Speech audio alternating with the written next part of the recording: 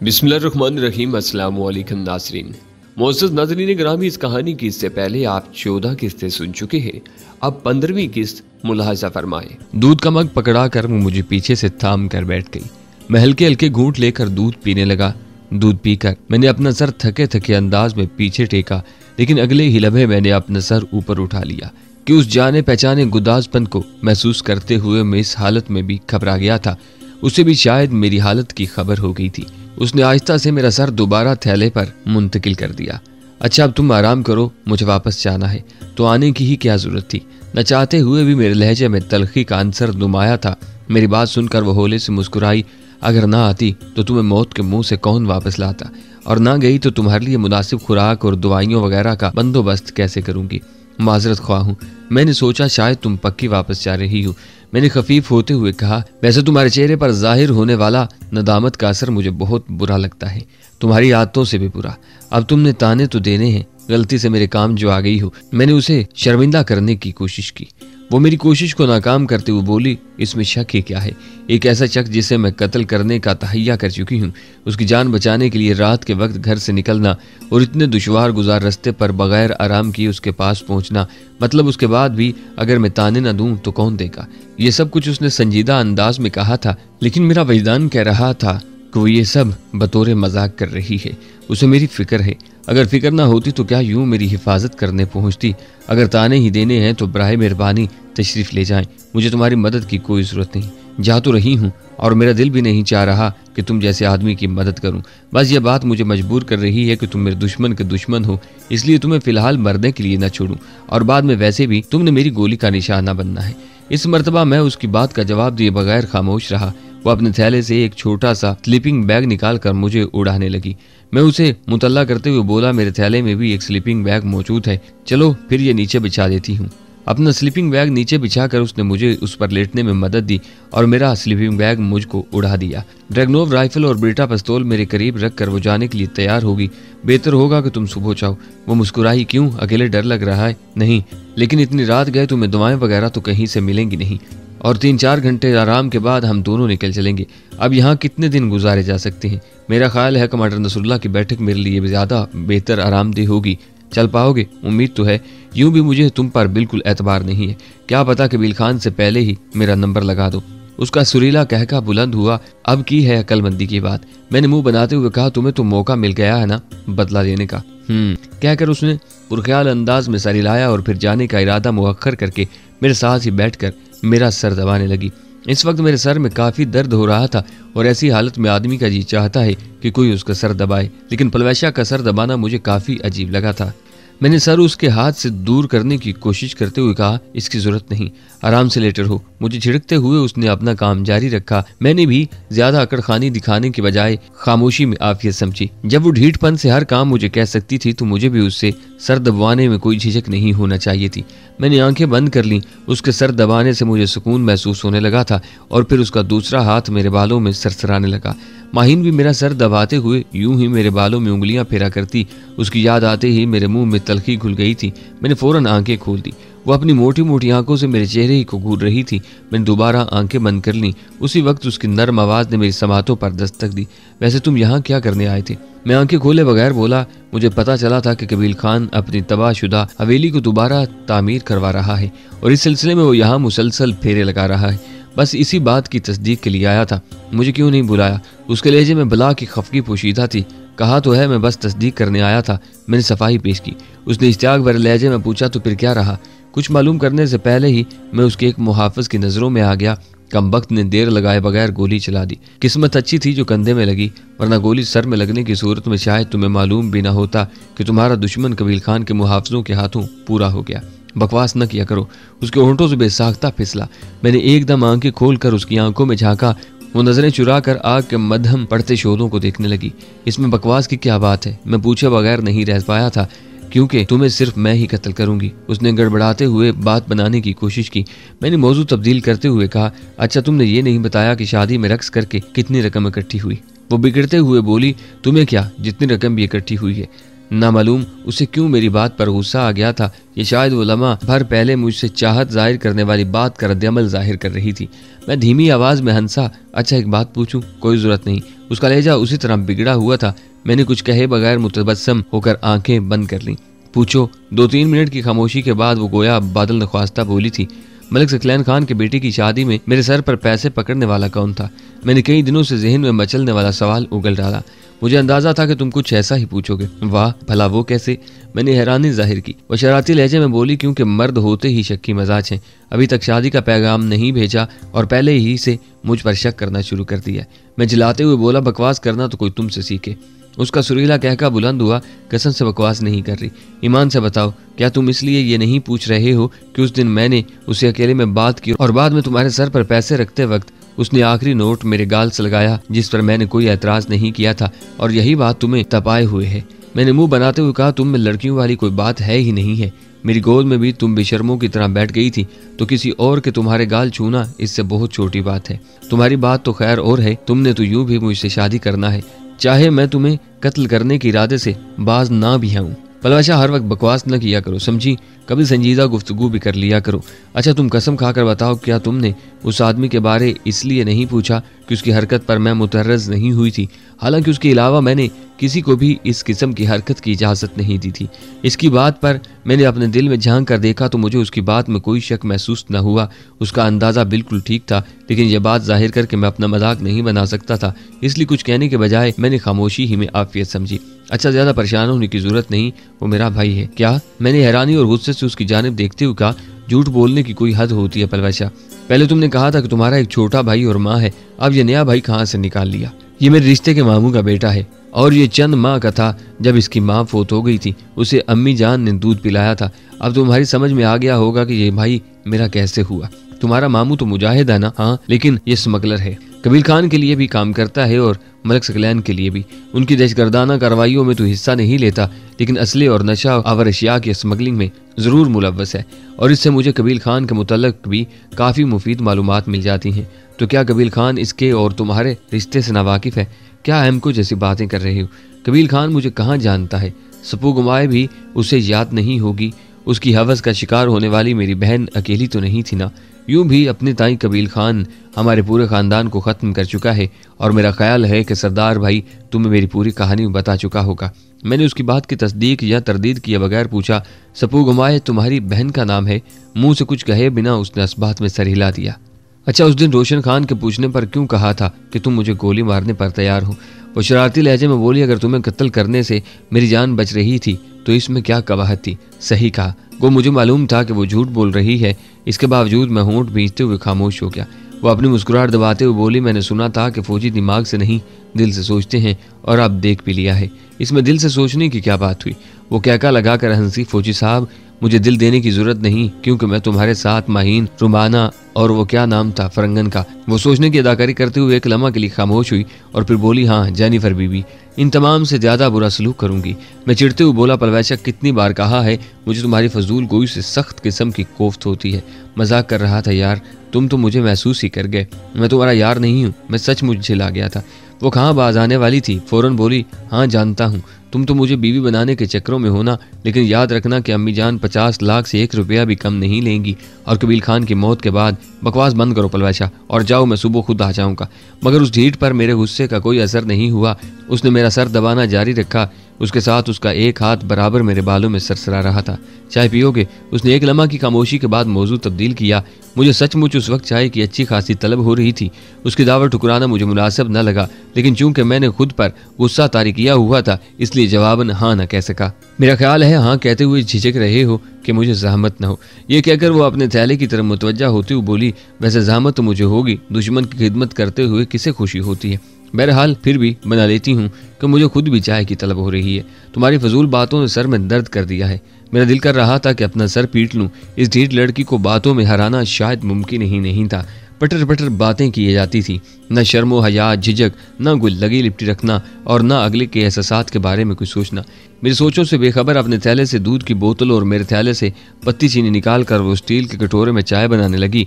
मेरे जहन में रुमाना तर आई।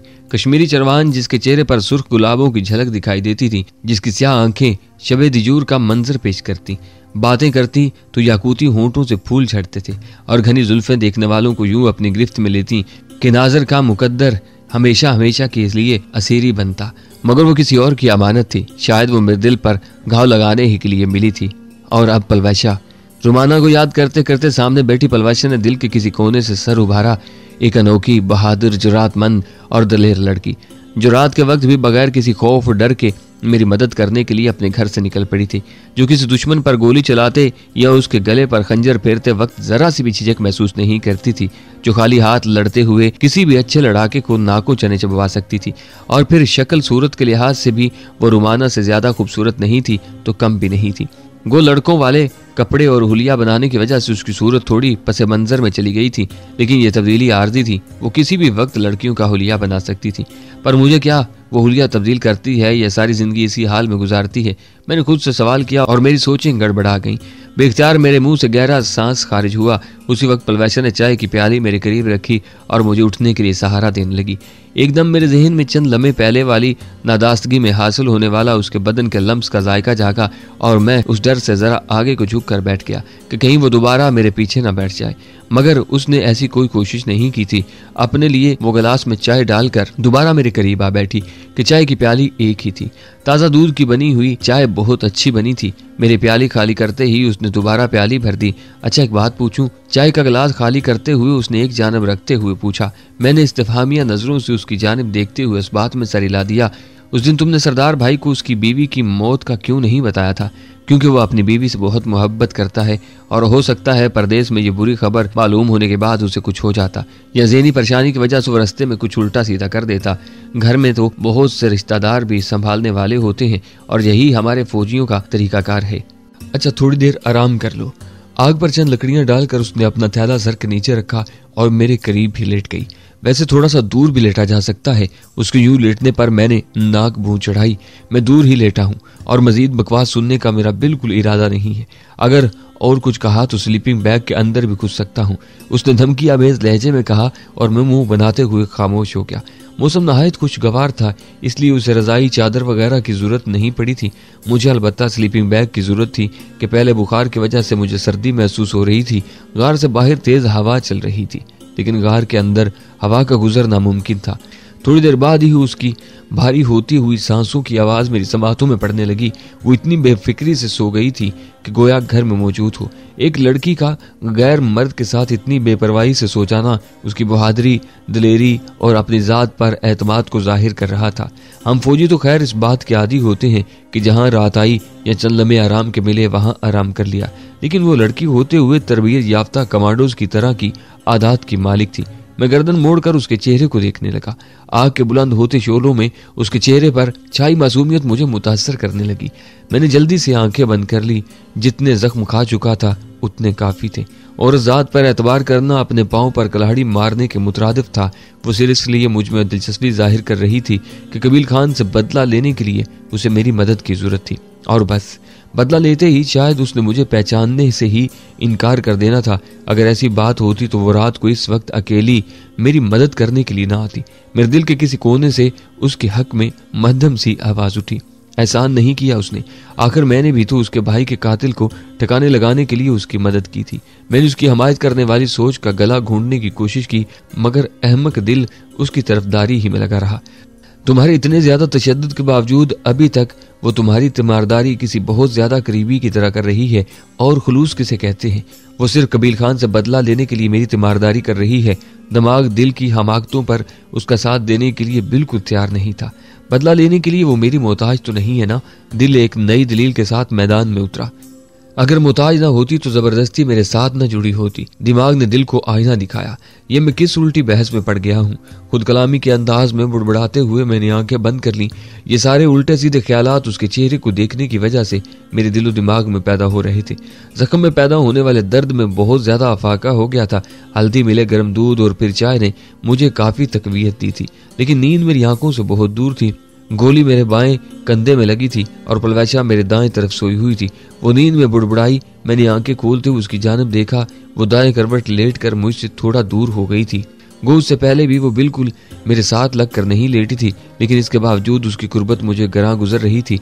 अब उसका रुख तब्दील होते ही मुझे ज्यादा इत्मीनान महसूस होने लगा था। मैंने एक बार फिर आंखें बंद करके अपने हालात पर गौर किया। इसी तरह मुख्तलिफ सोचों में डूबे हुए जाने कितना वक्त गुजर गया था, यहाँ तक कि कहीं दूर से हवा के दोष पर तैरती सुबह की आवाज ने अल्लाह पाक की किबरियाई का ऐलान किया। मैंने पलवैशा की जानब निगाह उठाई। वो दोबारा मेरी जानब करवट तब्दील करके मेरे बहुत करीब आ गई थी, लेकिन मैं इतनी गहरी सोचों में डूबा था कि मुझे उसका एहसास ही नहीं हो सका था। उसने सुबह सवेरे जाने की बात की थी, लेकिन उसे जगाने को मेरा जी न चाहा और मैं उसके जागने का इंतजार करता रहा। मुझे ज्यादा देर इंतजार नहीं करना पड़ा था। सूरज निकलने से पहले उसने कसमसाते हुए आंखें खोल दी थी। तोबा शिकन अंगड़ाई लेते हुए उठ बैठी। अच्छा खासा उजाला हो गया है, तुमने मुझे जगाया क्यों नहीं? जमाई लेते हुए मेरी जानब मुतवज्जा हुई। मैंने तंजिया अंदाज में पूछा, तुमने अंधेरे में जरूर ठोकरें खाना थी। अच्छा, आप तैयार हो चलने के लिए? मेरे तंज को नजरअंदाज करते हुए वो मुस्तफसर हुई। उम्मीद तो है, मैंने असबात में सर हिला दिया। फिर उठ जाओ। उसने मेरे बाजू को थाम कर मुझे बैठने में मदद दी।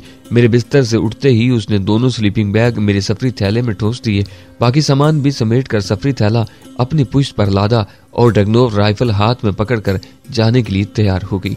गार से बाहर आकर मेरे करीब होते हुए बोली, अपना हाथ मेरे कंधे पर रखकर सहारा लेते हुए ढलान से उतरो। शुक्रिया, मुझे तुम्हारे सहारे की बिल्कुल भी जरूरत नहीं। आहिस्ता रवि से उतराई की तरफ कदम बढ़ाते हुए मैंने उसकी पुरखलूस दावत को बेदर्दी से ठुकरा दिया था। वो बिगड़ते हुए बोली, अगर इतनी गैरत थी तो बुलाया क्यों था? खुद मुझे भी एहसास हो गया था कि मैंने काफी सख्त बात कह दी है, लेकिन उस वक्त मैं ढटाई से बोला, मेरी मर्जी, मैं जिस वक्त बुलाऊं आकर तनख्वाह देता हूं और तुम मेरी मुलाजम हो। बड़ा आया सेठ, बड़ा आया सेठ कहकर वो तेज कदमों से चलते हुए मुझसे आगे निकल गई थी। इस इलाके में सेहतमंद होते हुए मैं उसका मुकाबला नहीं कर पाता था। अब तो यूं भी मेरी सेहत ठीक नहीं थी। मैं आहिस्ता कदमों से उसके पीछे चलता रहा। ढलान उतर कर वो दरख्तों के झुंड में गायब हो गई थी। जूं ही मैं झुंड के करीब पहुंचा, वो वहीं मेरी मुंतजिर खड़ी थी। करीब जाते ही वो दोबारा चल पड़ी। घने दरख्तों की वजह से उसने अपनी रफ्तार बढ़ाने की कोशिश नहीं की थी ताकि मेरी नजरों से ओझल न हो सके। पलवाशा के सफूफ से मेरे जख्म की तकलीफ में उसी वक्त काफी अफाका हो गया था और अब रात गुजरने के बाद तकलीफ की शिद्दत में मजीद कमी आ गई थी, लेकिन उसके बावजूद मैं काफी नकाहत महसूस कर रहा था। आहिस्ता चलने की वजह से हमें जंगल से निकलने में घंटा भर लग गया था। दरख्तों के इख्ताम पर हल्की सी ढलान थी। मुझे अच्छी खासी थकन महसूस होने लगी थी। ढलान लेने से पहले मैं सांस लेने के लिए एक पत्थर पर बैठ गया। मुझे देखकर वो भी रुक गई थी, लेकिन उसने बैठने की जरूरत महसूस नहीं की थी। चंद मिनट आराम करने पर मैं दोबारा चल पड़ा। ढलान पर चढ़कर हम पहाड़ी की दाईं जानब आगे बढ़ते चले गए। ढलान अबूर करके हम एक नाले में उतरे। घंटा भर मजीद चलने के बाद वो नाला अंग्रेजी के हर्फ वाई की तरह दो शाखों में बट गया था। उस रास्ते पर मैं एक बार पलवैशा और सरदार के साथ और दूसरी मर्तबा अकेला सफर कर चुका था। हमें इस वाई मिलाप से बाएं जानब मुड़ना था। हम मोड़ से चंद कदम दूर थे कि अचानक मेरे कानों में किसी की करख्त आवाज गूंजी, सीधा चलते रहो वरना सर में गोली उतार दूंगा। पलवैशा ठिठक कर रुकी। वो मुझसे चंद कदम आगे चल रही थी। यकीनन उसने भी वो आवाज सुन ली थी। वो जल्दी से मेरे करीब आई और मेरे ठीक बाजू से पकड़कर मुझे खींचते हुए एक पत्थर के अक्कब में हो गई। ये काफी बड़ा पत्थर था। मैं उस पत्थर और पहाड़ी के दरमियान में बनने वाली एक दरार में हो गया था। वो पत्थर की एक जानिब से नाले के मोड़ की तरफ झांकने लगी। दरमियान में पत्थर हायल होने की वजह से मुझे कोई मंजर तो दिखाई नहीं दे रहा था, अलबत्ता उनकी आवाजें मेरे कानों में पड़ रही थीं। 3-4 मुख्तलिफ आवाजें और कदमों की चाप मेरे कानों में तवातर से पड़ने लगी। वो हमारे पत्थर के पास से गुजरकर आगे बढ़ गए। पलवैशा ने फौरन मेरे करीब होकर सरगोशी की, कबील खान के 3 आदमी किसी गरीब को पकड़ कर ले जा रहे हैं, तो क्या ख्याल है, उड़ा दो। कबील खान का कोई भी दुश्मन हमारा दोस्त ही होगा। सही कहा, मैं यही करने लगी हूँ। पुश से थैला उतार कर जमीन पर रखते हुए उसने कंधे से लटकती डगनोव हाथ में पकड़ी और पत्थर के बाएं कोने की आड़ लेकर निशाना साधने लगी। बेहतर होगा आप बैठने के बजाय लेट कर फायर करो। उसके ट्रैगर दबाने से पहले मैंने धीमी आवाज में मशवरा दिया, क्योंकि बैठकर फायर करने की निस्बत लेट कर फायर करना ज्यादा आसान भी होता है।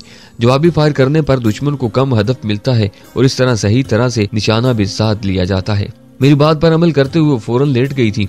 वो तीनों 30-40 गज से ज्यादा दूरी पर नहीं थे। उसके बावजूद वो 4 बार से ज्यादा ट्रैगर दबा चुकी थी। एक कमीना बच गया है। वो 5वां फायर करते हुए मुझसे मुखातिब हुई, लेकिन मुतवज्जा दुश्मन की जानिब रही।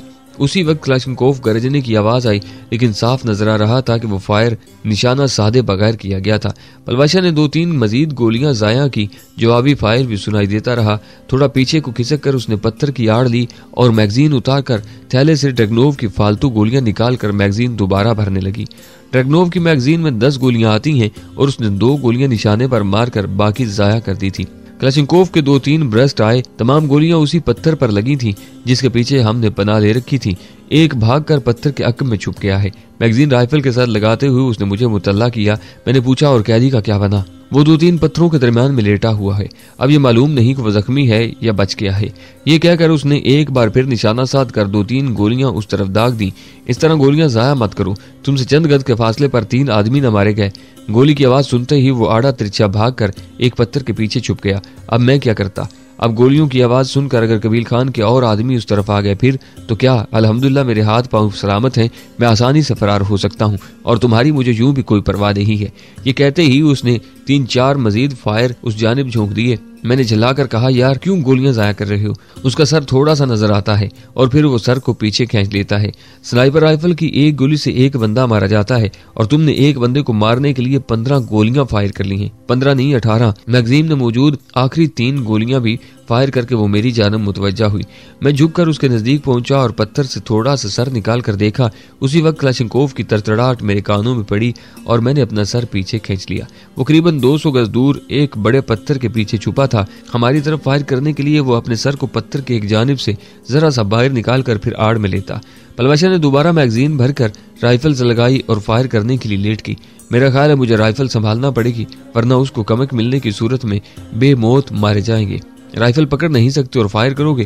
गर्दन मेरी जानिब मोड़ते हुए उसने मुंह बनाया और 2 फायर मजीद करके 2 गोलियां जाया कर दी। 1 मिनट पलवाशा। उसके 2-3 गोलियां चलाने के बाद मजबूरन मुझे आवाज देना पड़ी। अब क्या है? पीछे की जानिब खिसक कर वो उठ बैठी। मुझे एक मौका दो। मैंने हाथ के इशारे से उससे राइफल मांगी। वो गुस्से भरे लहजे में बोली, दिमाग तो ठीक है ना? हाँ ठीक है दिमाग, और जो मैं कह रहा हूँ उस पर अमल करो। फरमाओ। राइफल मेरी जानिब बढ़ाते हुए उसने मुंह बनाया। एक हाथ से तो तुम राइफल थाम भी नहीं पाओगे। अब यहाँ आकर बैठो। मैंने उसे अपने सामने बैठने का कहा। मुंह दुश्मन की तरफ रखो, मैंने तुम्हारे कंधे पर राइफल की नाल रखनी है। वो तेज नजरों से घूरते हुए पत्थर के दाएं कोने के साथ बैठ गई। उसके दाएं कंधे पर ड्रैगनोव राइफल की बैरल रखकर मैंने राइफल का बट अपने दाएं कंधे में दुरुस्त किया।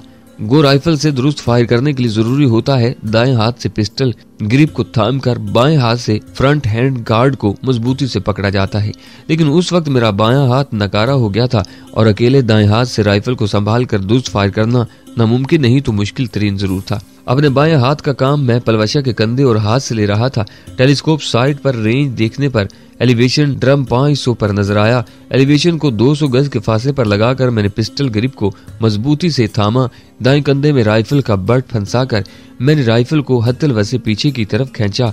पलवाशा ने मेरे कहे बगैर राइफल के फ्रंट हैंड गार्ड को मजबूती से पकड़ लिया था। उस हालत में मुझसे ज्यादा पलवाशा को खतरा था, पर वो डरने वालों में से नहीं थी। ज्यादा हरकत देने से बाएं कंधे में दर्द की ठेसें उठने लगी थीं, लेकिन वो वक्त दर्द महसूस करने का नहीं था। बायां घुटना नाले में बिखरे पत्थरों पर टेक कर मैंने दूसरा पांव समेट कर उसी पर निशिस्त बनाकर बैठ गया। ड्रैगनोव की टेलीस्कोप साइड से हदफ का फासला मजीद सिमट कर करीब आ गया था।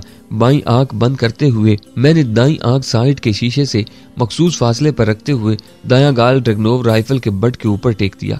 दुश्मन जिस पत्थर के अक्ब से झांक कर फायर कर रहा था उस पर शस्त्र बांध कर उसके झांकने का इंतजार करने लगा। हमारी तरफ से 2-3 मिनट से फायर नहीं हो रहा था, जिसकी वजह से वो भी मोहतात अंदाज में फायर कर रहा था। उसकी एहतियात की वजह से मुझे मजीद 1-1.5 मिनट इंतजार करना पड़ा और फिर उसने पहले की तरह फायर करने के लिए पत्थर की ओर से थोड़ा सा सर बाहर निकाला, मगर इस मर्तबा उससे सर वापस ले जाने में कामयाबी नहीं हो सकी थी। अलबत्ता इस्तरारी अंदाज में उससे ट्रैगर जरूर दब गया था। उसकी क्लाशनकोफ एक लंबा ब्रस्ट फायर करके खामोश हो गई थी। सर में लगने वाली गोली ज्यादा देर फड़कने भी नहीं देती। उसे गिरते देखकर वो खुशी से धमकते चेहरे के साथ मेरी जानब मुड़ी। बस तुम्हारी यही खसूसियत देखकर जी चाहता है कि कबील खान के बाद तुम्हें मारने के इरादे में थोड़ी सी तरमीम कर लूं। मैं उसे कोई जवाब न दे सका क्योंकि फायर से होने वाले हल्के से झटके ने मेरे जख्म में होने वाली तकलीफ में इजाफा कर दिया था। मेरे चेहरे पर हबीदा अजियत भरे तासरात देकर वो बेचैनी से बोली, क्या हुआ? ये कहते हुए बेसाख्ता मेरा जख्मी कंधा सुलाने लगी थी। मेरा ख्याल है निकलते हैं, तकलीफ जब्त करते हुए मैं उठ खड़ा हुआ था। चलो, मेरी तायीद करते हुए वो भी खड़ी होगी। हम लाशों की जानिब बढ़ गए। 2 आदमी ऊंधे मुंह पड़े थे, जबकि एक अधेड़ उम्र का मर्द लाशों से एक जानिब होकर पत्थरों के दरमियान सिकड़ा सिमटा छुपा हुआ था। उसके दोनों हाथ पुश्त की जानिब एक मजबूत रस्सी से बंधे हुए थे। पलवैचा एक तेज धार खंजर हर वक्त अपनी पिंडली से बांधे रखती थी। उस मर्द के करीब जाकर उसने अपनी पिंडली से बंधा खंजर निकालकर उसकी बंशियां काट डाली। कौन हो तुम और क्या नाम है तुम्हारा? बंशी काटते ही पलवैचा उसे मुखातिब हुई। वो मोहतात लहजे में बोला, काबिल खान महसूद, और मैं एक ताजर हूँ। मैं उनके करीब जाकर खामोशी से खड़ा हो गया था। उनकी तुम्हारे साथ क्या दुश्मनी है? पलवैचा ने अगला सवाल पूछा। उनकी दुश्मनी मेरे साथ नहीं, मलिक खुशहाल खान महसूद के साथ है, बल्कि इनके मशर कबील खान की दुश्मनी खुशहाल खान के साथ है, और मैं मलिक खुशहाल खान का मामूजाद भाई हूँ। उसकी वजाहत सुनकर मामला समझना आसान हो गया था, लेकिन पलवैचा के सवाल जारी रहे। उन्होंने तुम्हें कहाँ से पकड़ा? मेरा ख्याल है दुश्मनी के बावजूद यूं ख्वामख्वाह किसी पर हाथ डालना लड़ाई को खुली दावत देना है। वो तफसील बताता हुआ बोला, खुशहाल खान महसूद के आदमियों के लिए अंगुराड़े के रास्ते अफगान सरहद अबूर करना मना है। इस बारे खुशहाल खान और कबील खान में बाकायदा मुआयदा हुआ है और मुझसे ये गलती हो गई। गो मैं कोई चीज स्मगल नहीं कर रहा था और मेरा मकसद सिर्फ अफगानिस्तान जाकर किसी से मुलाकात करना था। इसी वजह से मैंने उस रास्ते पर जाने की हिम्मत की और सुबह सवेरे अंगुराड़े से आगे रवाना हुआ। लेकिन मेरी बदकिस्मती कि उस वक्त भी मेरा टकराव उन आदमियों से हो गया और अब ये मुझे पकड़ कर यहाँ अपने किसी मखसूस अड्डे पर ला रहे थे। यहाँ पर मौजूद कबील खान की हवेली तो गालबन तबाह हो चुकी है। पलवैचा ने यकीनी बात को गुमान के अंदाज में बयान किया। हाँ, हवेली की तबाही की खबर हम तक भी पहुंच चुकी है और अब मुझे ये मालूम नहीं है कि उस हवेली के अलावा भी यहाँ कबील खान के आदमियों का कोई ठिकाना है या नहीं।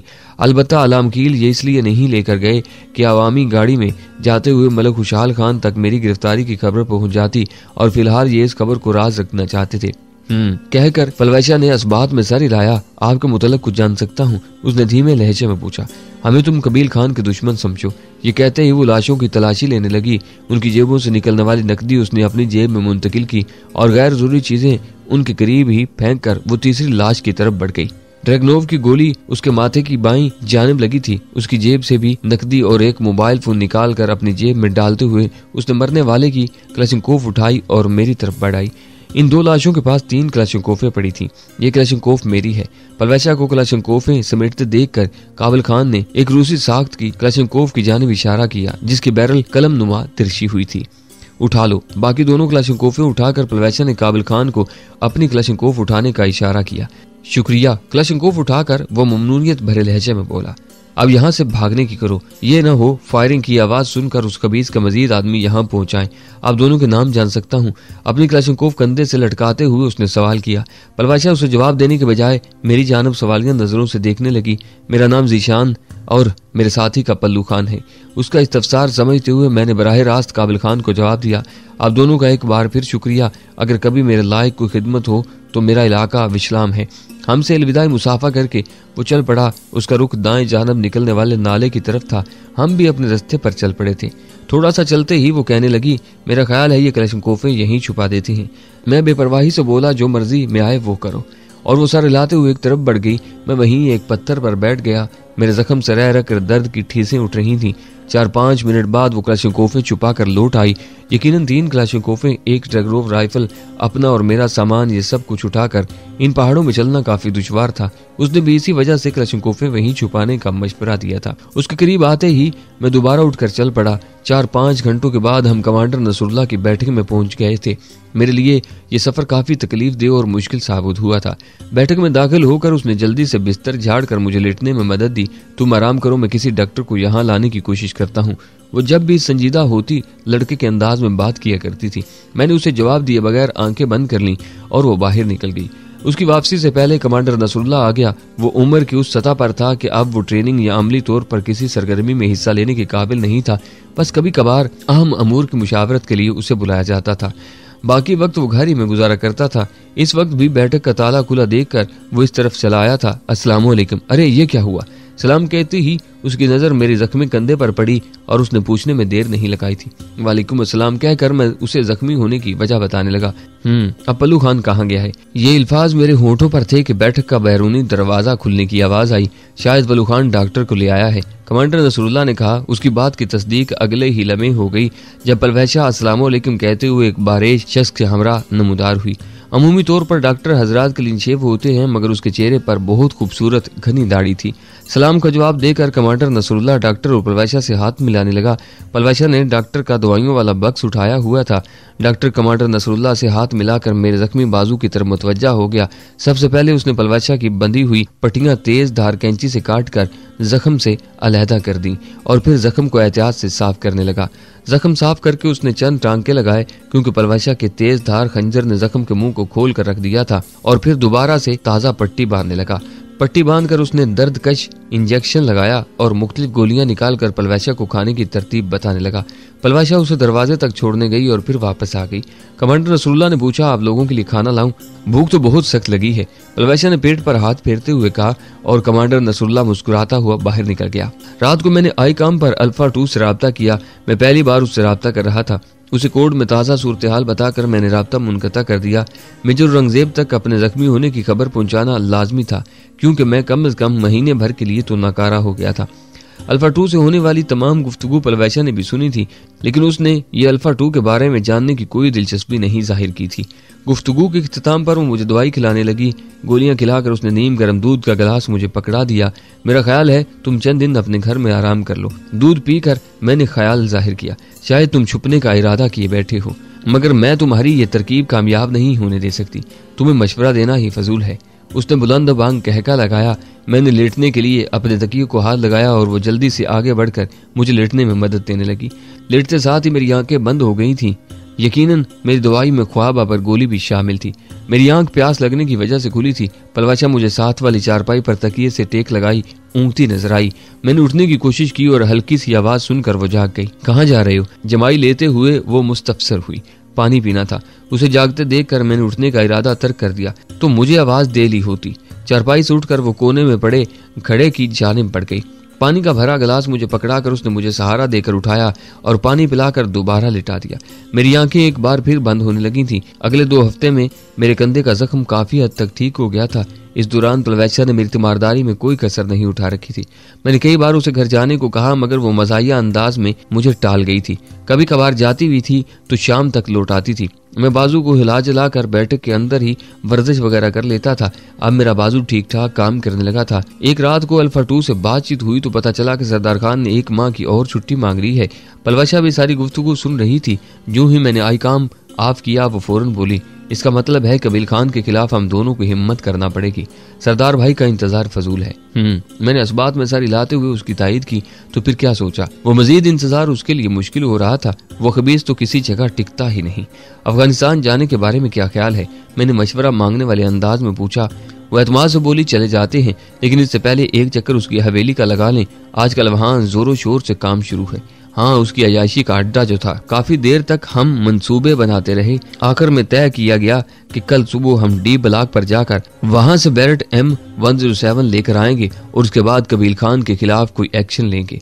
सुबह सवेरे नाश्ते के बाद हम वैगन में बैठकर अलाम खील पहुंचे और वहां से डी ब्लॉक की तरफ चल पड़े थे। यह एहतियात हमने जरूर की थी कि अलाम खेल से 1 किलोमीटर पहले उतरकर नाले में हो गए थे। डी ब्लॉक के सामने वाले संतरी को अपना तारीफ करवा के हम पोस्ट कमांडर को मिले। पहले वाला कमांडर वहां मौजूद नहीं था, लेकिन वो उसे हमारे बारे मुकम्मल तौर पर बता गया था। दोपहर का खाना हमने वहीं खाया और बैरट M107 उठाकर वहां से निकल आए। तुम मुझे स्नाइपर राइफल चलाना क्यों नहीं सिखाते?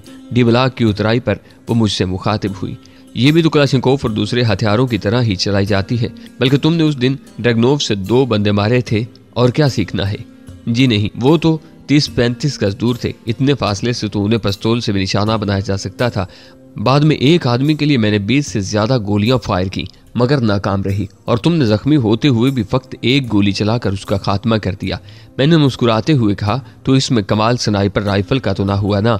ये काम तो मैं क्लाशनकोव या किसी और राइफल से भी कर सकता था। भूल गई हो जब तुम्हारे सर पर रखे गिलास को निशाना बनाया था? उस दिन तो तुम्हारे हाथ कांप रहे थे। ये कहते हुए उसने कहका लगाया और फिर मुसलसल हंसती चली गई। अच्छा ही बंद करो और कबील खान के बारे कुछ सोचो। आज सुना था पोस्ट कमांडर क्या कह रहा था कि जखीरा पोस्ट और ज़ियारत कील के साथ मौजूद चंद और चोटियों पर दहशतगर्दों ने मोर्चा बंदी की हुई है और पाक आर्मी के साथ आए रोज फायरिंग का तबादला हो रहा है। तो इसमें कबील खान कहाँ से आन टपका? और तुमने पाकिस्तान आर्मी का ठेका तो नहीं ले रखा? बकवास बंद करो, ये आर्मी का नहीं मुल्क का काम है। मुल्क दुश्मन और दीन दुश्मन अनासर की सरकोबी करना हर पाकिस्तानी का काम है। वो जल्दी से बोली, मजाक कर रहा था, तुम तो संजीदा ही हो गए। मुझे इस किस्म का मजाक पसंद नहीं है, बल्कि तुम तो किसी भी किस्म का मजाक न किया करो। वाह जी वाह, वो क्यों? और मैं तुम्हें इतनी बुरी कब से लगने लगी हूँ? जब लेटी होती थी तो छुप छुप कर मुझे पहरों घूरते रहते और सामने यूं बेपरवाही जाहिर करते हो गोया मैं तुम्हें सचमुच अच्छी नहीं लगती। कब घूरा है तुम्हें? मैंने जच होते हुए पूछा। वो शोखी से बोली, अब भी घूर रहे हो? कसम से फौजी जवान तो इस तरह नहीं होते। मेरा ख्याल है मुझे यहीं से अपना रास्ता जुदा कर लेना चाहिए। सरदार खान खुद तो छुट्टियां काट रहा है और तुम जैसा सरदर्द मेरे हवाले कर गया है। ये कहते हुए मैं रुक गया था। अच्छा ठीक है, अब कुछ नहीं कहती। मेरे चेहरे पर छाई संजीदगी भरे असरात देखते हुए उसने हथियार डालने में देर नहीं की थी। आखिरी बार मुतनबा कर रहा हूँ, इसके बाद अगर तुमने जरा सी बकवास की तो अब बस भी करो यार। उसने बेजारी भरे लहजे में कता कलामी की। तुम बड़े यूसुफ सानी हो ना कि हर वक्त तुम्हारा दिमाग सातवें आसमान पर रहता है। मैं जैसा भी हूँ अपनी ज़ात के लिए हूँ, बाकी हम दोनों किसी खास मकसद के लिए इकट्ठे हुए हैं, वरना इसके बाद हमने अलहदा हो जाना है। और ये बात तुम भी अच्छी तरह जानती हो। तुम एक बात भूल रहे हो। उसके लहजे में कूट कूट कर संजीदगी भरी हुई थी। वो क्या? उसके लहजे ने मुझे बात पूछने पर मजबूर कर दिया। यही कि कबील खान के बाद मैं तुम्हें कत्ल कर दूंगी। ये कहते हुए उसने जानदार कहका लगाया और मैं अफसोस भरे अंदाज में दाएं बाएं सर हिलाने लगा। उसका सुधरना शायद नामुमकिन था। वैसे सच कहूँ तो अब मेरा इरादा थोड़ा थोड़ा तब्दील होने लगा है। जब से तुमने मेरे सर पर रखे हुए गिलास को निशाना बनाया है, मेरा जी चाह रहा है कि तुमसे कुछ सीखूं, लेकिन इस बात को हतमी न समझना। हो सकता है मैं अपने पहले इरादे ही पर अमल करना पसंद करूं, और अगर इससे पहले मैंने तुम्हें अपने हाथों से कत्ल कर दिया फिर? वो तुर्की बुतुर्की बोली, ऐसा होना बहुत मुश्किल है। मैंने पूछा क्यों? वो शोखी से बोली, क्योंकि मैं तुम्हें बहुत ही प्यारी लगती हूँ। मैं तंजिया अंदाज में हंसा। दिल के बहलाने को गालिब ये ख्याल अच्छा है। हाय रे तुम्हारी खुश फहमियाँ। मेरी तंजिया हंसी पर भी वो खिल उठी थी। एक बात तो बताओ, उसे खुश होते देख कर मैंने कहा। एक लहजा के लिए अपने पांव रोकते हुए उसने बैरट M107 के थैले को कंधे पर दुरुस्त किया और फिर कदम मेरे साथ मिलाते हुए बोली, पूछो क्या मैं तुम्हें इतना गधा नजर आता हूँ कि तुम पर मर मिटूं? क्या दुनिया में और औरतें मर गई हैं? वो कहाँ हार मानने वाली थी, फौरन बोली, यही बात तो मेरी समझ में नहीं आ रही कि आखिर तुम एक ऐसी लड़की के पीछे क्यों पड़ गए हो जो तुम्हें कत्ल करने का इरादा किए हुए है। अगर तुम्हारा ये ख्याल है कि इस तरह मैं तुम्हें कत्ल करने का इरादा तर्क कर दूंगी तो ये तुम्हारी गलतफहमी है। ये भी खूब रही। हर वक्त अपनी कीमत बताने का शौक तुम्हें चिराया हुआ है और पीछे मैं पड़ा हुआ हूँ। इसमें शक ही क्या है? और कीमत तो इसलिए बताई है ना ताकि तुम्हें मालूम हो कि मैं कोई आम सी लड़की नहीं हूँ, और ये कि मेरे साथ शादी करने के लिए तुम्हें कितनी कुछ रकम इकट्ठा करना पड़ेगी। तुम्हारे लिए 50 रुपए खर्च करने वाला मेरी नज़र में महा बेवकूफ़ होगा। कहाँ 50 लाख? यार कहा तो है तुम 50 लाख से चंद हजार कम कर लेना। उस ढीठ पर मेरी तंजिया बातों का जरा भी असर नहीं हो रहा था। अच्छा इस फजूल बहस को छोड़ो और कोई काम की बात करो। काम की बात यही है कि जब तक उस खबीज को जहन्नम वासिल नहीं कर देते आराम नहीं करेंगे। मैंने पूछा कोई मंसूबा भी है या बस इरादे ही से सब काम हो जाएगा? तो बताओ ना, मंसूबा मना किसने किया है? मेरा तो कोई भी मशवरा तुम्हें कबूल नहीं होता और यूं भी तुम बास हो, सोचना तुम्हारा काम है। अच्छा तुम्हें मुख्तलिफ हथियारों के बारे कमांडर नसरुल्लाह ने सिखाया है। जिस्मानी दाव पेज की तरबियत भी किसी उस्ताद ने दी होगी। मुख्तलिफ जुबानें पढ़ाने वाला भी कोई उस्ताद होगा। हाँ तो फिर? मुझे बात अधूरी छोड़ता देख कर वो मुस्तफसर हुई। तो ये क्या बकवास करने की भी कोई क्लास ली है या कुदरती तौर पर फजूल को हो? इसमें तुम्हारा कोई कसूर नहीं है। पूरे पाकिस्तान के साथ यही मसला है कि जिन बातों का जवाब न बन पड़े वो बकवास ही तो कहलाती हैं। वो खिलखिलाकर हंसने लगी थी। अवाम कहती है महंगाई कम करो, हुक्मरान कहते हैं बकवास बंद करो, लोग कहते हैं लोड शेडिंग का मसला हल करो, वापडा का इदारा कहता है बकवास बंद करो, मजदूर कहता है 400-500 की दिहाड़ी से मेरे घर का चूल्हा कैसे जलेगा, सेठ कहता है बकवास बंद करो। बकवास बंद करो यार। उसकी लंबी होती तकरीर देखकर मैंने कता कलामी की और वह जोर जोर से हंसने लगी। इन्हीं बातों के दौरान हम अलाम खेल के नाले के करीब पहुंच गए थे। शाम का मुलगजा अंधेरा छाने लगा था। अलवाशा ने सवालिया नजरों से मेरी जानिब देखते हुए कहा, आज शब यहीं कयाम करते हैं और मैं कबील खान की सुनगुन देने की कोशिश करता हूँ। कबील खान के आदमियों में कम अज कम 2-3 बंदे ऐसे मौजूद हैं जो तुम्हें शक्लो सूरत से जानते हैं। मैंने उसे खबरदार किया। एक तो तुम्हें हर वक्त मेरी फिक्र लगी रहती है। उसके लहजे में शौकी भरी थी और मैं कुछ कहे बिना वहां बैठने की जगह तलाश करने लगा। एक मुनासिब जगह देखकर मैंने अपनी पुश्त पर लदा सफरी थैला उतारा और उसी से टेक लगाकर बैठ गया। उसने भी बैठने के लिए मेरे पहलू ही में जगह पसंद की थी। मैंने एतराज करने की जरूरत इसलिए भी महसूस नहीं की थी कि उसने जवाबन उल्टी सीधी गुफ्तगू शुरू कर देना थी। मैंने कहा था कि मुझे स्नाइपर राइफल से फायर करना सिखा दो। गहरा सांस लेते हुए उसने दोबारा पुरानी रागनी अलाम्पी। मैंने मज़ाहिया अंदाज में कहा, अच्छा कबील खान की मौत के बाद सिखा दूंगा। बड़े चालाक हो, मानी खेज अंदाज में कहते हुए वो मुस्कुरा पड़ी थी। अंधेरा गहरा होते ही हम वहां से चल पड़े। कमांडर अब्दुल हक तो हमें अपने बैठक में ना मिला, अलबत्ता कमांडर अब्दुल रशीद बेटनी वहां मौजूद था। वो मुझे अच्छी तरह पहचानता था, जबकि पलवैशा तो उसके साथ रह चुकी थी। हमें पुरतपाक अंदाज में खुशामदीद कहा गया। रात का खाना खाकर पलवैशा मुझे इशारा करके वहां से निकल गई। उसकी वापसी 2-3 घंटों बाद हुई थी। उसे 3 दिन हुए हैं अफगानिस्तान से लौटे हुए, और परसों वो डमरियानी से आगे वाखदाई जा रहा है। सच? मैंने पुरजोश लहजे में पूछा। हाँ बिल्कुल सही इतला है, मगर तुम किस बात पर खुश होने लगे? उसने हैरानी से पूछा। 1 मिनट। मैं उठकर कमांडर अब्दुल रशीद बेटनी के कमरे की तरफ बढ़ गया। इशा की नमाज के बाद वो 1.5 घंटा मुशावरत करते थे और मेरे अंदाजे के मुताबिक वो अभी तक जाग रहा था। बाकी आदमी 2-3 मिनट पहले ही उसके कमरे से रुखसत हुए थे। मैं अंदर आ सकता हूँ? इस वक्त कमांडर अब्दुल रशीद बेटनी सोने के लिए अपना बिस्तर ठीक कर रहा था जब मैंने अंदर जाने की इजाजत मांगी। आ जाएं। उसने खुश इखलाकी से इस बात में सर हिला दिया। जहमत देने पर माजरत ख्वाह हूँ कमांडर। अंदर दाखिल होते हुए मैंने माजरत का इजहार जरूर समझा था। जहमत की कोई बात नहीं, आए बैठे। और कहवा या चाय पीना पसंद फरमाएंगे? नहीं जनाब शुक्रिया। मैं जमीन पर बिछी चटाई पर बैठ गया। हुक्म करो। वो अपने बिस्तर पर बैठ गया। इस मरतबा मैंने अपनी जरूरत उसके सामने दुहरा दी। हाँ ये सब कुछ मिल जाएगा, लेकिन इसका मालिक मैं नहीं हूँ, इसलिए मुआवजा अदा करना पड़ेगा। उसने बेतकल्फाना दिल की बात वाजे कर दी। ठीक है जनाब, रकम जितनी कहें मिल जाएगी। मैंने इत्मीनान भरे अंदाज में सर हिला दिया। ये सामान किस वक्त चाहिए होगा? सुबह। ये कहकर मैं उससे इजाजत लेकर वहां से निकल आया। पलवशा बेचैनी से मेरी मुंतजिर थी। तुम कमांडर अब्दुल रशीद बेटनी के पास किस लिए गए थे? मेरे वापस पहुंचते उसने पूछा। अगर वो इतला सच है तो तुम मुझ तक पहुंचा चुकी हो, तो परसों कबील खान के खिलाफ कार्रवाई करने का मंसूबा मैंने सोच लिया है। भला वो कैसे? उसने इश्तियाक अमेज बेताबी जाहिर की। पहले तो तुम ये बताओ कि कबील खान के साथ मुहाफिजों की कितनी गाड़ियां होती हैं? 4 गाड़ियां मुहाफिजों की और 5वीं उसकी अपनी होती है। 5 गाड़ियां डबल कैबिन हैं और हर गाड़ी में 5 या 6 आदमी मौजूद होते हैं। मतलब मजमूई तौर पर 25-30 बंदे होते हैं। हाँ, उसने इस बात में सर हिलाते हुए पूछा। अब तुम ये बताओ कि हम 2 आदमी इन 25-30 आदमियों पर कैसे काबू पाएंगे? और मैं उसे अपना मंसूबा बताने लगा। इसमें काफ़ी खतरा है। मंसूबा सुनते ही उसने ख्याल जाहिर किया। मैंने उसकी तरदीद किए बगैर कहा, कबील खान जैसे खबीज को जहन्नम वासिल करने के लिए खतरा तो मोल लेना ही पड़ेगा। करके वो फ़कत सर हिला कर रह गई थी। उसके बाद हम मंसूबे की जज्वियात पर गुफ्तगू करने लगे। पलवैशा ने कई बेहतरीन मशवरे दिए थे। वो अमली ज़िंदगी में घात छापे की कार्रवाइयों में हिस्सा ले चुकी थी। सुबह रकम अदा करके हमने मुजाहिदीन के ठिकाने से बारूद, डेटोनेटर, रॉकेट लॉन्चर और उसके 4 रॉकेट लेकर मंसूबे में तय की हुई जगह की तरफ चल पड़े। रॉकेट लॉन्चर हमने मुस्तार लिया था, जो कार्रवाई के बाद कमांडर अब्दुल रशीद बेटनी को वापस करना था। अलबत्ता बारूद और रॉकेट हमें मुआवजा देकर लेने पड़े थे।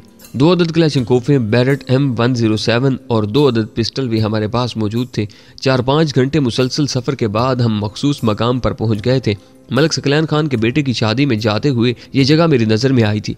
अब जब कबील खान के जाने की बाबत मालूम हुआ तो मैंने फ़ौरन एक ख़तरा मोल लेने का फ़ैसला कर लिया। अगर सरदार हमारे साथ होता तो ये मंसूबा और ज़्यादा कामयाब हो सकता था। हम 3 मिलकर ज़्यादा बेहतर तरीके से ये घात लगा सकते थे, लेकिन उसकी गैर मौजूदगी मुझे अपने इरादे से बाज न रख सकी। यूँ भी पलवैशा एक बेहतरीन साथी थी। उस जगह पर एक जानब खड़ी चट्टानों का सिलसिला था जिसे नक्शा बीनी में एस्कार्पमेंट पढ़ाते हैं, दूसरी जानब नाला था और खुशकिस्मती से नाले की ढलान भी बिल्कुल सीधी ही थी। नाला अबूर करके जो पहाड़ी मौजूद थी उसका फिजाई फासला भी 200-250 गज से ज़्यादा नहीं था। मैंने पलवैशा के साथ उस जगह पर मोर्चा बंदी का मंसूबा बनाया था। दिन की रोशनी में हमने पत्थरों की मदद से अपने लिए 2-3 मोर्चे बनाए और शाम होते ही मैं सड़क के ऊपर मखसूस जगहों पर बारूद लगाने लगा। अपने मोर्चों से उस जगह का फासला वगैरह मैंने लेजर रेंज फाइंडर की मदद से नाप लिया था। बारूद लगाते वक्त पलवैशा ने भी मेरी मदद की। वो इन कामों की अच्छी खासी माहिर थी। उसने किसी भी कदम पर मुझे सरदार की कमी महसूस नहीं होने दी थी। पलवैशा से पता चला था कि कबील खान की गाड़ी के आगे और पीछे मुहाफिजों की 2-2 गाड़ियां होती थीं और उसकी गाड़ी दरमियान में होती थी। चूंकि तमाम गाड़ियों का रंग काला था, इसलिए हम गाड़ियों की तरतीब ही से उसकी गाड़ी को पहचान सकते थे। खुद मैंने कबील खान की फकत तस्वीर ही देखी थी, बराह रास्त उसकी मनहूस सूरत देखने का इत्तफाक अब तक नहीं हो सका था। अंधेरा छाने लगा था, हम तमाम कामों से फारग हो गए थे। वो रात हमने वहीं गुजारी और सुबह दम चाय वगैरह पीकर हम तैयार होकर बैठ गए थे। कबील खान की गाड़ियों से पहले 5-6 गाड़ियां गुजर चुकी थीं और फिर दूर से गर्द का तूफान उठा और 5 काले रंग की गाड़ियां एक कतार में चलती हुई उस जानिब आती दिखाई दी। हम दोनों मुकम्मल तौर पर तैयार थे। पलवैशा दूरबीन आंखों से लगाए उसी तरफ निगरान थी। उसी खबीज का काफिला है, वो बुड़बुड़ाने के अंदाज में बोली। उसे रिमोट कंट्रोल थमाकर मैंने रॉकेट लॉन्चर कंधे पर रख लिया था। अगर हमारी लगाई हुई IEDs रिमोट कंट्रोल से न फटती तो मैंने रॉकेट लॉन्चर के जरिए पहली गाड़ी को उड़ाना था। वो जगह इतनी तंग थी कि गाड़ी मोड़ नहीं काट सकती थी और अगली गाड़ी के तबाह होने के बाद वो आगे भी नहीं जा सकते थे। जिस जगह हमने IEDs डिवाइस लगाई थी उसके बाद एक खतरनाक मोड़ था, इसलिए उस जगह गाड़ियों की रफ्तार लामुहाला आहिस्ता होना थी। यूं भी वो सड़क कच्ची थी और उस पर बहुत ज्यादा रफ्तार से गाड़ी नहीं चलाई जा सकती थी। तमाम गाड़ियां एक कतार में चल रही थी। मोड़ आने से पहले ही ड्राइवर ने रफ्तार कम करना शुरू कर दी।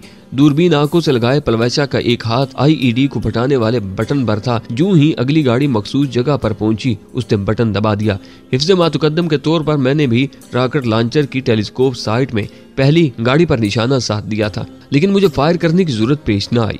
कान फाड़ देने वाला धमाका हुआ और अगली गाड़ी चंद फुट हवा में उछलकर उल्टी हो गई।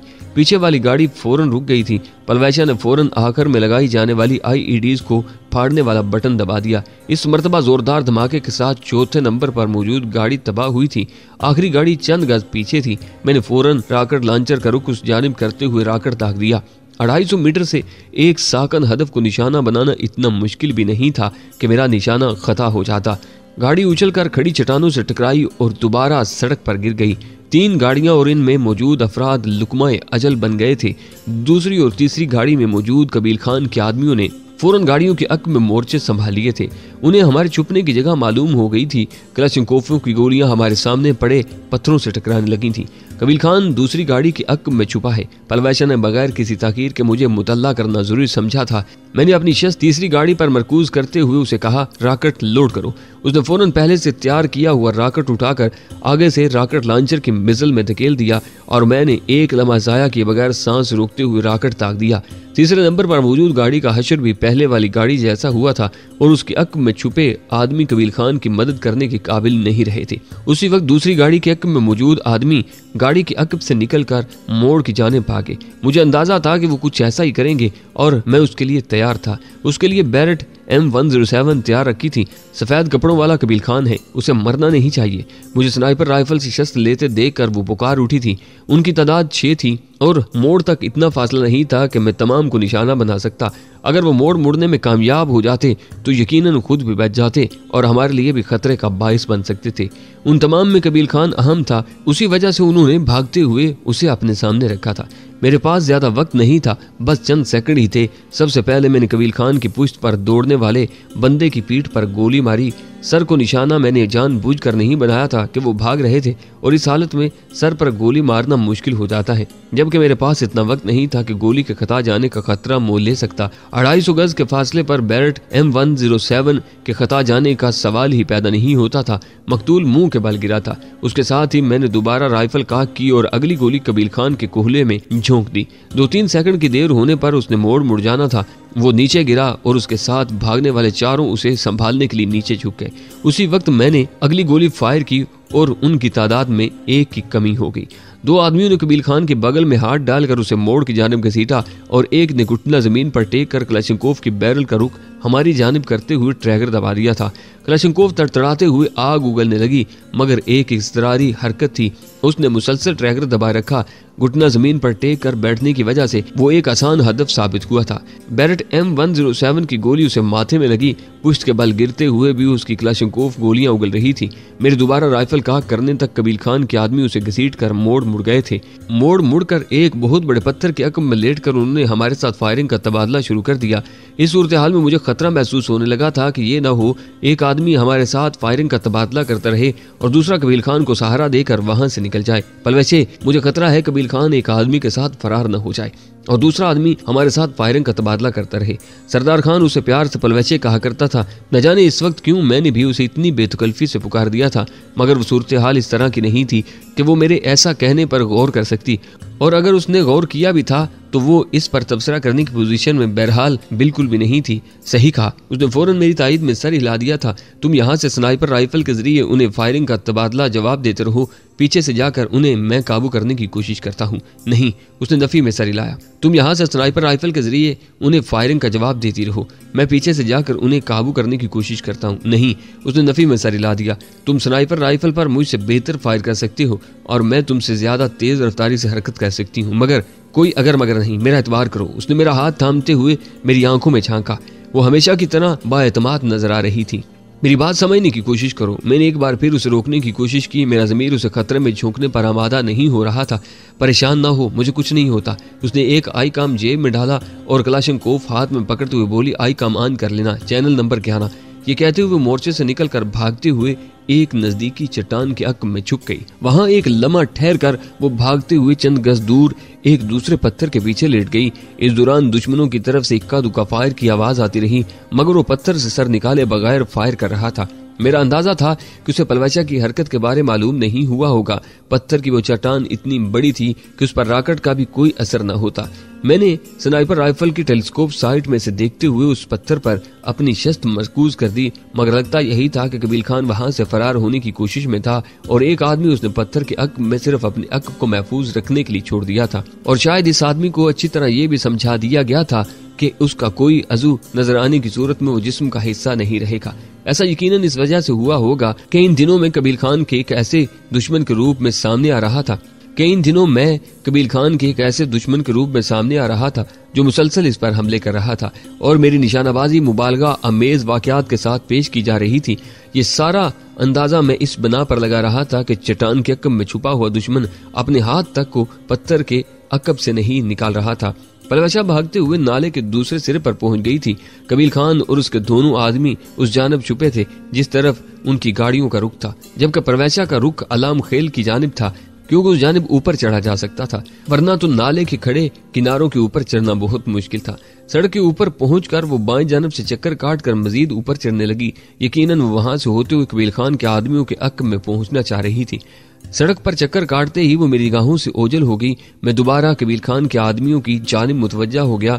वो मुकम्मल तौर पर पत्थर की चट्टान के अक्क में थे। इसके बावजूद मैंने रॉकेट लॉन्चर इस्तेमाल करते हुए बाकी बचे 2 रॉकेट उस जानिब दाग दिए ताकि वो मेरी जानिब मुतवज्जा रहें। उनकी तरफ से सिर्फ एक कलाशनकोफ वक्फे वक्फे से चंद गोलियां उगल देती। रॉकेटों ने इस बड़ी चट्टान को कोई नुकसान नहीं पहुंचाया था और चट्टान के अक्क में छुपे हुए दुश्मन लामुहाला महफूज थे। मुझे अपने अंदेशे सच होते दिखाई दे रहे थे, लेकिन उसके साथ ये इत्मीनान भी था कि पलवैचा वहां पहुंचने ही वाली थी। और फिर मुझे एक नई कलाशनकोफ की तड़तड़ाहट सुनाई दी। 2-3 मिनट बाद पलवैचा की आवाज उभरी, हालात काबू में है। अगर कबील खान का दीदार करना है तो नाले में उतराओ, मैं उसे वहीं ला रही हूँ।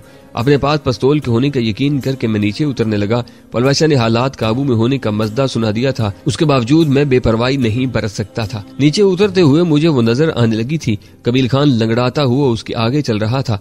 उस मोड़ के आगे चूंकि नाले के किनारे इस काबिल थे कि वहां से पैदल आदमी नीचे उतर सकता था, इसलिए वो उसे उस जानिब से नीचे ला रही थी। मेरे करीब पहुंचने तक उसने अपनी कार्रवाई शुरू कर दी थी। कबील खान को पहली मर्तबा मैं इस तरह रूबरू देख रहा था, लेकिन इस बुरी हालत में कि उसका कोई करीबी अजीज भी उसे न पहचान सकता। पलवैचा जुनूनी कैफियत में उस पर ठोकरें बरसा रही थी। कबील खान का तमाम जिस्म यूं कांप रहा था गोया वो रेशा का मरीज हो।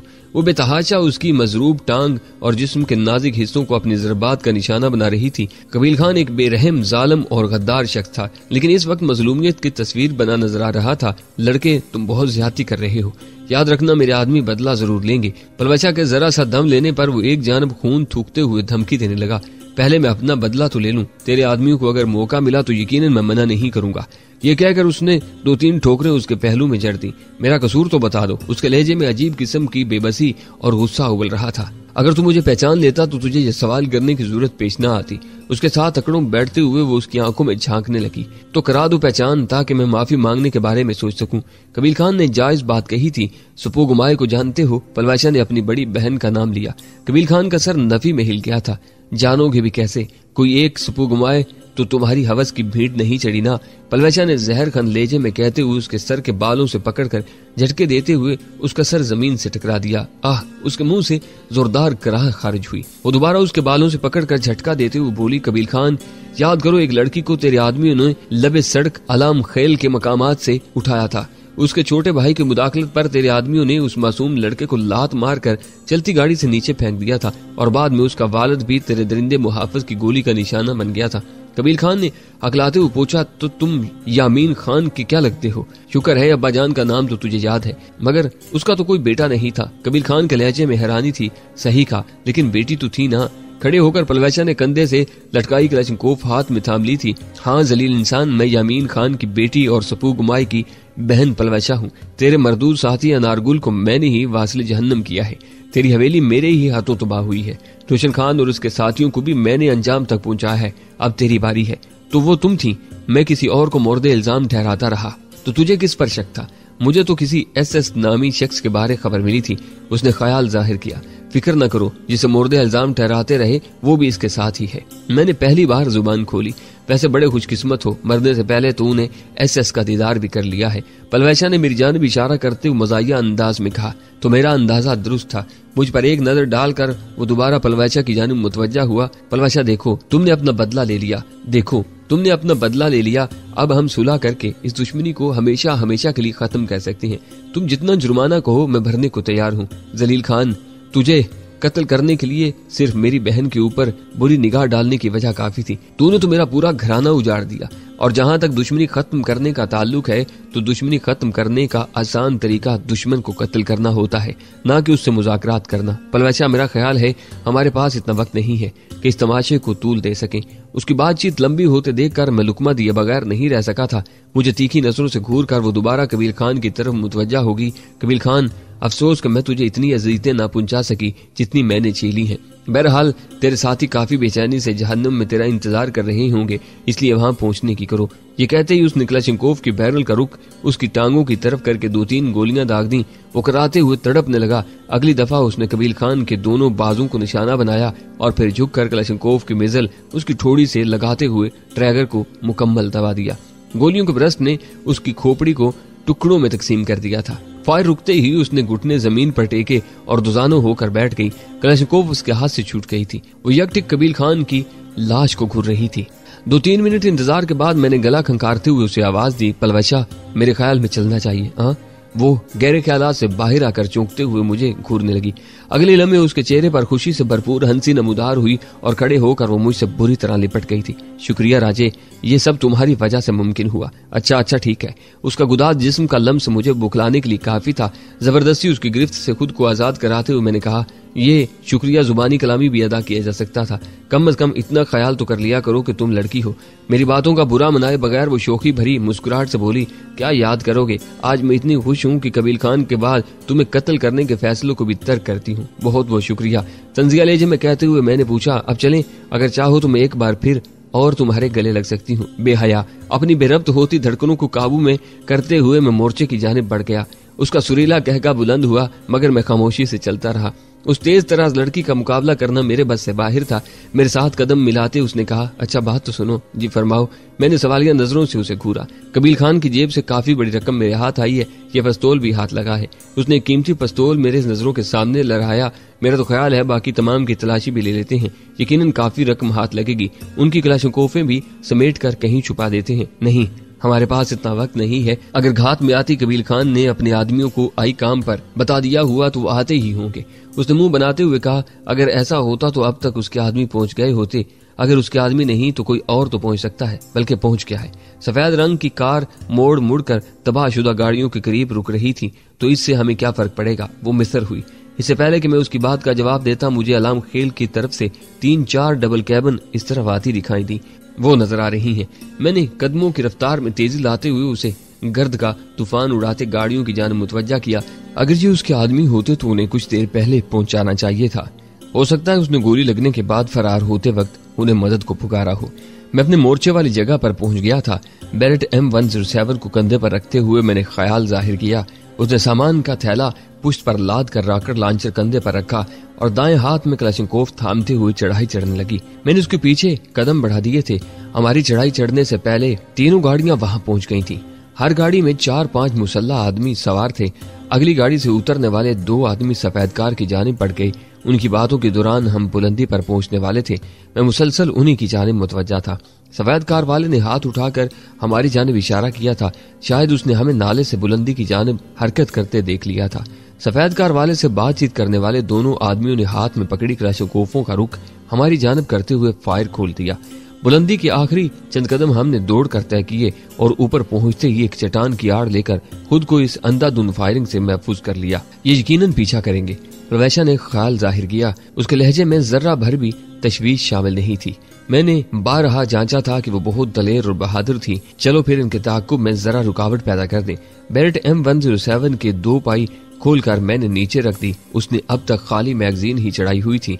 पुष्ट पर लदा थैला उतार कर वो उसमें से भरी हुई मैगजीन निकाल कर क्लाशनकोव पर चढ़ाने लगी। इस दौरान मैं टेलीस्कोप साइड की शीशों की हिफाजत करने वाले कवर उतार कर नाले में उतरने के लिए मुनासिब जगह तलाश करने वाले मुसल्ला अफराद का निशाना ले चुका था। पहली बार मैंने उस आदमी को निशाना बनाया जो झुक कर नाले के सीधे किनारे से नीचे के लिए पर तोल रहा था। अपने हथियार समेत वो 10-15 गज की ऊंचाई से नीचे गिरा था। बाकियों की चौंकने और संभलने तक और एक आदमी भी अपने सरदार कबील खान के पास पहुंच चुका था। वो सरपट दाएं बाएं भागे और मेरे तीसरे फायर से पहले उन्होंने खुद को गाड़ियों और पत्थरों की आड़ में कर लिया था। उसके साथ ही कई क्लाशनकोवें गोलियां उगलने लगी। सफेद कार के साथ मौजूद आदमी भी एकदम जमीन पर लेट गया था। आदमियों के गायब होते ही मैं गाड़ियों के टायरों को निशाना बनाने लगा। तीनों गाड़ियों के अपनी तरफ वाले 6 टायरों को बेकार करके मैंने टेलीस्कोप साइड के शीशों पर दोबारा कवर चढ़ाए और प्रवेशा को कहा, क्या ख्याल है, चलें? चलो। वो फौरन मेरे साथ मुत्तफिक हो गई थी। इसी तरह जमीन पर लेटे लेटे हम पीछे की तरफ खिसके और यूं ही ऐसी जगह पर पहुंचे जहां खड़े होकर भी हम उनकी नजरों में नहीं आ सकते थे। उठकर अकबी जानिब मौजूद ढलान पर उतरने लगे। दुश्मनों की तरफ से मुसलसल फायर की आवाज मुतवातर हमारे कानों में पहुंच रही थी। हम तेज रफ्तारी से वहां से दूर हटने लगे। गो 15-20 आदमी हमारा कुछ भी नहीं बिगाड़ सकते थे, लेकिन मुकाबला तूल खींचता तो उनकी मदद को मजीद आदमी भी पहुंच सकते थे। यूं भी कबील खान के पास बहुत बड़ा लश्कर मौजूद था। थोड़ी देर बाद फायरिंग की आवाज में वक्फा आने लगा और फिर फायरिंग बिल्कुल ही रुक गई थी। यकीनन उन्हें भी महसूस हो गया था कि वो एक तरफा फायरिंग कर रहे हैं, लेकिन उसके बावजूद मुझे उम्मीद यही थी कि वो इतनी जल्दी आड़ से बाहर निकलकर हमारा पीछा नहीं कर सकते। शायद कबील खान आई काम पर उन्हें मेरे बारे में बता चुका था, क्योंकि उनकी आखिरी गुफ्तगू से यही अंदाजा हो रहा था कि उन्होंने अपने आदमियों को बुलाते हुए कुछ न कुछ जरूर बताया होगा। इसी बात का जिक्र उसने अपनी आखिरी गुफ्तगू में भी किया था। अगर कबील खान ने नहीं बताया था तब भी अपने मरने वाले आदमी और गाड़ियों के फटने वाले टायर उनके सामने थे। इस पहाड़ी के अक्ब में मौजूद नाले में उतरते ही वो नाले ही में आगे बढ़ने लगी। मैं उसके साथ कदम मिलाकर चल रहा था। वहां से थोड़ी दूर आते ही उसने एक मुनासिब जगह पर रॉकेट लॉन्चर को छुपा दिया कि बगैर रॉकेटों के वो हमारे लिए फालतू वजन ही था। रॉकेट लॉन्चर से जान छुड़ाकर हमारा सफर दोबारा शुरू हो गया। 2-3 घंटों बाद हम वहां से काफी दूर निकल आए थे। इस दौरान हमने एक और बुलंदी सर करके उसकी दूसरी जानब ढलान में नीचे उतरते गए। सूरज पहाड़ों के अक्ब में छुप गया था। रोशनी आहिस्ता आहिस्ता कम होती जा रही थी। दूर से नजर आने वाले चंद घरों को देखकर प्रवेशा ने अपनी समत तब्दील की और बाएं हाथ मौजूद पहाड़ी पर चढ़ने लगी। उसी वक्त झाड़ियों के अक्ब से गधे पर लकड़ियां लादे एक अधेड़ उम्र शख्स नमूदार हुआ। उसका रुख चंद 100 गज दूर नजर आने वाले घरों की जानिब था। उसने हमें देख लिया था। हम उसे नजरअंदाज किए ढलान पर चढ़ते रहे। पहाड़ी पर पहुंचते ही वो दूसरी जानिब उतरे बगैर ऊपर ही ऊपर चलने लगी। मुसलसल चलने की वजह से हमारा पसीना बहने लगा था। मुझे सख्त प्यास महसूस हो रही थी। पानी तो दे दो, मैंने नाम लिए बगैर उसे आवाज दी। सफरी थैले से पानी की भरी बोतल निकालकर उसने मेरी जानिब बढ़ाई और एक पत्थर पर बैठ गई। मैं भी एक हमवार पत्थर देखकर नीचे बैठ गया। शाम का मुलगजा अंधेरा तारीकी में तब्दील होने लगा था। पानी पीकर मैंने बोतल उसकी जानिब बढ़ा दी। बोतल लेकर उसने मुंह से लगा ली। चंद मिनट आराम करने के बाद वो खड़ी हो गई। मैंने उठते हुए पूछा, वैसे हम कहाँ जा रहे हैं? अभी हम जिस तरफ निकल आए हैं ये इलाका मेरा भी देखा भला नहीं है। सुबह की रोशनी ही में अंदाजा लगा सकूंगी कि हमारा रुख किस जानिब है। तो क्या सारी रात हम यूं ही टामक टूइयां मारते रहेंगे? कोई मुनासिब जगह देखकर रात गुजार लेते हैं। वो भी मेरी तरह आराम करने के हक में थी। हम उसी तरह बुलंदी पर सफर करते रहे। 10-15 मिनट बाद वो पहाड़ी दाएं जानब एक दूसरी पहाड़ी की तरफ मुड़ गई, लेकिन दोनों पहाड़ों के बीच गहरी जगह मौजूद थी। अब अंधेरे में यह अंदाजा लगाना मुश्किल था कि वो दबी हुई जगह कितनी गहरी थी। अंधेरा काफी गहरा हो गया था। मुझे ठोकर लगी और मैंने बमुश्किल खुद को गिरने से बचाया। मैंने फौरन कहा, टार्च तो जला लो। थैले से टार्च निकालकर उसने मेरी जान बढ़ा दी। वो उतराई इतनी ज्यादा नहीं थी। इस दबी हुई जगह के बाद हमारे सामने एक पहाड़ी की बुलंदी शुरू हो रही थी, जबकि दाएं बाएं 2 नालों की उतराई थी। बजाय ऊपर जाने के वो बाएं नाले में उतरने लगी। नाला काफी तंग था। टार्च की रोशनी दाएं बाएं फेंक कर मेरी नजरें किसी मुनासिब जगह की तलाश में भटक रही थी। सारे दिन की भागदौड़ के बाद मैं काफी थकन महसूस कर रहा था, क्योंकि कोशिश के बावजूद कोई मुनासिब जगह नजर नहीं आ रही थी। पिस्तौल तैयार हालत में रखो, यहाँ किसी जंगली जानवर से मुठभेड़ हो सकती है। काफी देर की खामोशी के बाद उसकी आवाज उपरी थी। करते हुए मैंने टार्च बाएं हाथ में थामते हुए दाएं हाथ में ब्रेटा थाम लिया था।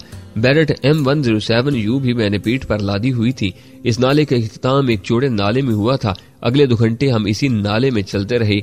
इसी दौरान 2-3 आबादियों को भी पीछे छोड़ दिया था। हमारे सफर का इख्तिताम दरख्तों के झुंड में छुपे हुए अकेले मकान पर हुआ, जो कि अंधेरे में डूबा हुआ था। दरवाजे पर झूलते ताले ने हमें मकान के खाली होने का मसदा सुना दिया था। परवैशा ने कहा, मेरा ख्याल है यही जगह मुनासिब है। सही कहा। मैंने पिस्तौल को नाल से पकड़कर दस्ते से ताले को जरब लगाई। छोटा सा ताला फौरन खुल गया। अंदर दाखिल होकर हमने दरवाजा अंदर से कुंडी किया। टार्च की रोशनी फेंक कर मैंने जायजा लिया। वो एक छोटा सा मकान था। दाखिली दरवाजे वाली जानिब छोड़कर मकान के 3 अतराफ में 2-2 कमरे बने हुए थे। मकामी तर्ज तामीर के मुताबिक छत पर 2 मोर्चे भी बने हुए थे। कमरों के सामने बरामदा मौजूद नहीं था। सामने वाले 2 कमरों के दरवाजों को ताले लगे हुए थे, जबकि बाकी कमरों के दरवाजे बाहर से कुंडी थे, उनमें ताले नहीं लगे हुए थे। परवैशा ने एक कमरे का ताला तोड़कर दरवाजा खोला। मैंने करीब होकर अंदर टार्च की रोशनी फेंकी। कमरे में बान की बनी हुई 3 चारपाइयां दीवारों के साथ तरतीब से पड़ी थी। एक कोने में बड़ी जस्ती पेटी रखी थी और उस पर 2 ट्रंक रखे हुए थे। तीनों चारपाइयों पर एक तकिया रखा हुआ था। खजूर के पत्तों से बनी 2-3 चटाइयां लिपेटी हुई लोहे की पट्टी पर रखी थीं। चंद इस्तेमाल के बर्तन भी एक कोने में धरे थे। कमरे का जायजा लेकर हमने दूसरे कमरे का ताला तोड़ने की जरूरत महसूस नहीं की थी। लोहे की बड़ी पेटी में हमें बिस्तर रखे हुए भी मिल गए थे। पेटी के ऊपर रखे ट्रंकों में जनाना मर्दाना मलबूसात भरे थे। यूं लगता था जैसे घर वाले आर्जी तौर पर कहीं गए हों। इस कमरे का दरवाजा भी अंदर से कुंडी करके हमने 2 बिस्तर चारपाइयों पर बिछाए और लेट गए। ब्रेटा पिस्तौल मैंने तकिए के नीचे ही रख दिया था। यूं भी रात के वक्त किसी के वहां आने का इम्कान न होने के बराबर था। कबील खान के आदमी भी इतनी सराहत से हमारे पीछे वहां नहीं पहुंच सकते थे। मैंने सोच लिया था कि अगली सुबह डी ब्लॉक पहुंचने की कोशिश करूंगा। परवैशा का काम अब खत्म हो चुका था। यकीनन वो खुदा हाफिज करने में ताखीर न करती। उसके साथ बहुत अच्छा वक्त गुजरा था। ऊपर लेने के लिए हमें 2 हल्के कंबल जस्ती पेटी से मिल गए थे। थकन की वजह से मैं ज्यादा देर तक सोचों का खेल जारी नहीं रख सका था। सुबह मेरी आंख परवैशा के चारपाई से उठने पर खुली। वो शायद बैतुल-खुरा की तलाश में बाहर जा रही थी। मैं लेटा रहा। उसकी वापसी काफी देर बाद हुई थी, लेकिन उसके एक हाथ में पराठों का छाबा और दूसरे हाथ में पकड़ी केतली ने मुझे हैरान कर दिया था। यहाँ वो अर्ची खाना मौजूद है। थोड़ा बहुत सामान भी पड़ा था, बस 1-2 ताले तोड़ने पड़े। मेरी आंखों में सवालिया हैरानी देखते हुए उसने फौरन वजाहत कर दी थी। मैंने पसंदीदगी के अंदाज में सर हिलाते हुए थैले से पानी की बोतल निकाली और कमरे से बाहर जाकर पानी के छींटे मुंह पर मारने लगा। मुंह धोकर मैं अंदर आ गया। वो मेरी ही मुंतजिर थी। हम खामोशी से नाश्ता करने लगे। परवैशा खामोश सी थी। उसकी खामोशी मेरे लिए हैरान कुन थी, लेकिन मैंने उसे छेड़ने की कोशिश न की। दूध न होने की वजह से उसने कहवा बनाया था। कहवा पीकर उसने मेरी जानब देखे बगैर आहिस्ता से पूछा, तो अब क्या इरादा है? इरादा क्या होना है? यहाँ से मैं डी ब्लॉक का रुख करता हूँ और तुम पहुंचो अंगुराड़े। अब यूं भी अपना काम मुकम्मल हो गया क्या? मुझे उसके चेहरे पर गैज़ व गजब के आसार उभरते नजर आए। उसका गुस्सा मेरे लिए हैरान कुन था। इसमें हैरान होने या गुस्सा होने वाली क्या बात है? मैं पूछे बगैर नहीं रह सका था। तुम एक बुज़दिल, कम हिम्मत और बेवकूफ शख्स हो। मुझे तुम्हें कत्ल करने का इरादा तब्दील नहीं करना चाहिए था। यकीनन माहीन ने बिल्कुल ठीक किया था तुम्हारे साथ। तुम हो ही इस काबिल। वो बिफरते हुए बोली, तुम्हारा दिमाग तो ठीक है? मैंने हकलाते हुए पूछा। वो उसकी गुफ्तगू का सर पैर ही नजर नहीं आ रहा था, मगर एकदम मुझे उसकी बेसरोपा बातों में छुपा मुकम्मल शिकवा नजर आने लगा। वो मुझे छोड़कर नहीं जाना चाहती थी और उसके साथ उसकी ये भी ख्वाहिश थी कि मैं उसे खुद रोकूं, मगर अब मैं कोई नया जख्म खाने पर तैयार नहीं था। वो जितनी भी बासलाहियत होती, जितनी खूबसूरत, चंचल और शौक होती, मेरे लिए औरत जात थी। एक ऐसी सन्नत जिससे मुझे हमेशा दुख, दर्द और धोखा ही मिला था।